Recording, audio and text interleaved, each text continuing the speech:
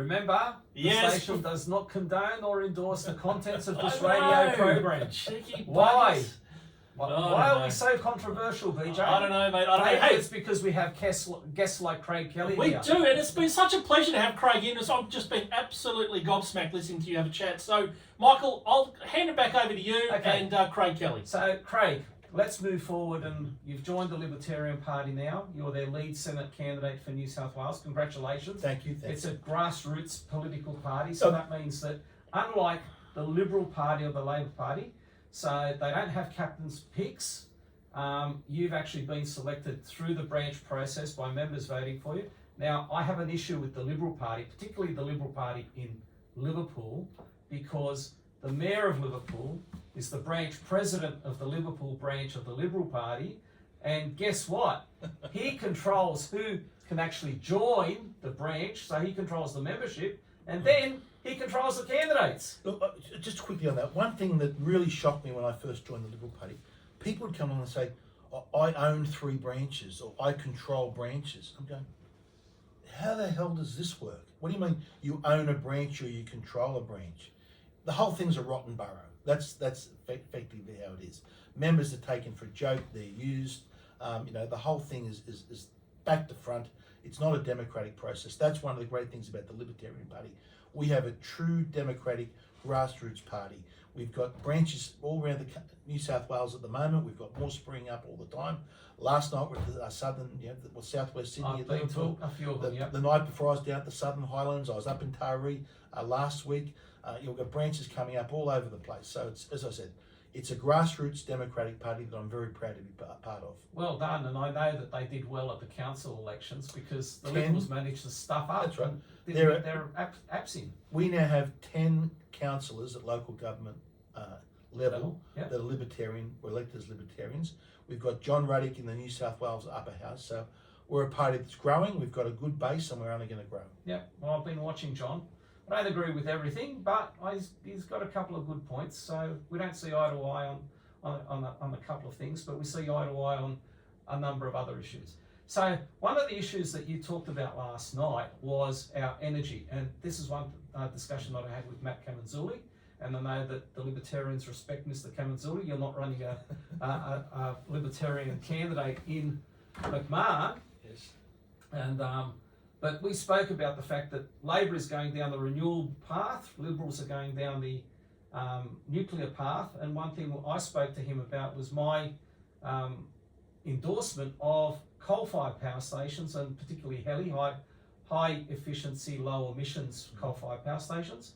The figures that you spoke about last night regarding China and Australia. So Australia, if I've got it right, has 21 gigawatts of coal-fired power. Yes. Left, and we're closing those And down. we're closing those That's the plan of both the Liberal and Labor Party to close down that 21 gigawatts of coal-fired that we have left. And yet China has 1,200 and something. China currently has China's fleet of coal-fired power stations is currently, I think it's 1,147 gigawatts. So Right, remember, so we're 21. And they're 1,000. China's 1,147, right? Okay. And they've started building Right.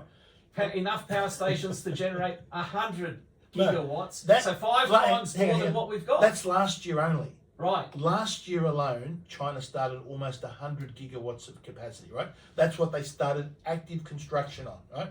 Started the building, started the sites, right? 100 gigawatts, which is 5 times what we've got. We're closing down. Now that's only last year.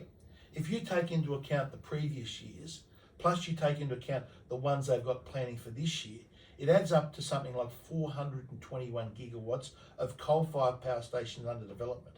Yep. So today, on top of the 1,000 that they already have, they've got another 400 gigawatts under development construction, and we've got 21, and we think we're going to save the world by closing that down. It is insane. So they will end up with 1,500 gigawatts of coal-fired power, and we're going to have 0, and we're going to save the world. It is.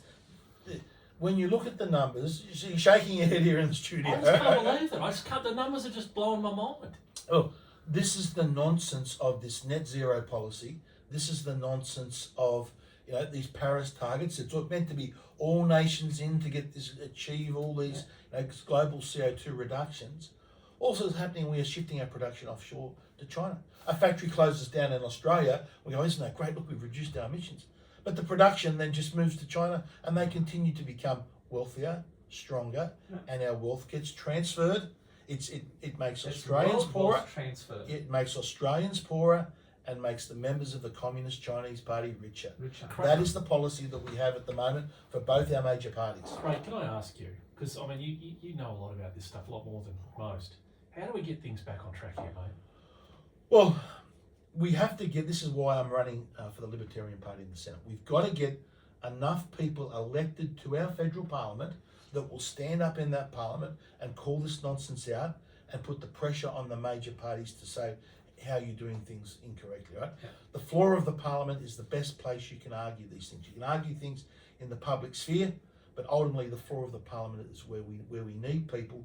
They're going to say, hang on a minute, this policy we're going down the track is complete and utter nonsense. Because at the moment, the Australian public has been brainwashed about this issue. So those figures, do you reckon those figures are going to be broadcast on the ABC today? No. Or any mainstream media outlet? No, but that's why you're here. That's what I'm saying. You've got to come in. We're alternative media. That's what I'm saying. We're going to share it with You've got to go to the alternate media to find this data out, because the mainstream media hide it, and people think, oh yes, you listen to this. Oh, China's transitioning to renewables. They do, and you look at the data and you say, hang on a minute, they're building hundreds of coal-fired power stations. This is a nonsense. Yeah. You're speaking nonsense. The mainstream And- media in this country is talking absolute rubbish. And the best quality thermal coal in the world comes from Australia, and we've got hundreds of years of right. supply left in the current coal fields that we've got, the coal mines that we've got, not let alone the leases and stuff that have been identified. So I shake my head saying, So- why are we going Yeah. down this So path? we've got this We're- beautiful black coal seam under our eastern seaboard Mm. that we're locking up and say, no, Australians can't use that. But we're saying it's okay to ship it for the Communist Chinese to use to become wealthier and stronger. Yeah. Well, exactly. It is. And Japan and India, That's right. you know. Look, so- in life and in business, everyone has some type of natural competitive advantage, right? And when you get that, or when you find that as a business, you guard that with your life, right? Absolutely. This is your advantage in something. It might be you may be skilled in, whatever it is. You may be skilled in arts. You may be skilled in different areas of society, right? Our nation's competitive advantage lies in that black coal seam that runs down our eastern seaboard, and we're simply saying no, we can't use it, but Communist China can. Very sad. All right, Craig. Well, we've covered another segment, and we're going to have another quick break, and then we'll come back and we'll talk about a couple other things and finish off. Sounds good. Thank you. You're with Michael and BJ this morning with Craig Kelly and the Pulse. Good morning, Liverpool and Fairfield.